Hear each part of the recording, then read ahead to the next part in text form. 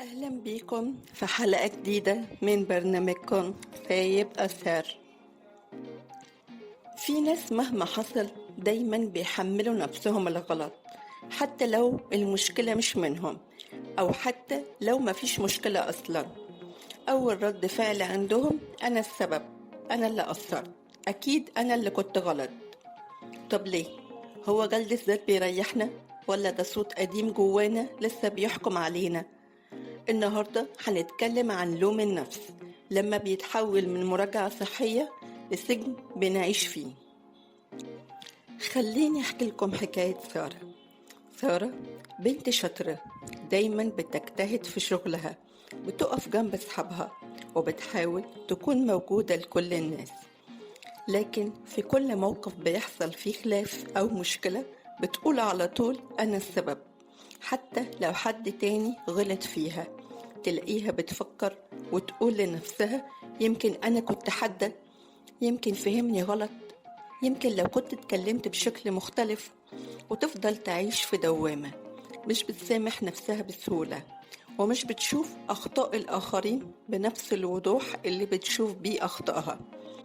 وفي مرة علاقتها بأعز أصحابها اتأثرت بسبب موقف مش واضح، وبدل ما تحاول تحط حدود أو تسأل أو تفهم، انسحبت وسابت نفسها تغرق في لوم ذاتي لا بينتهي ولا بيحل. لوم النفس مش دايما حاجة وحشة، أوقات بنحتاج نراجع نفسنا ونصلح، لكن لما يتحول اللوم لعقاب دائم بنعيش في دور الضحية ونتعب أكتر، يبقى لازم نقف.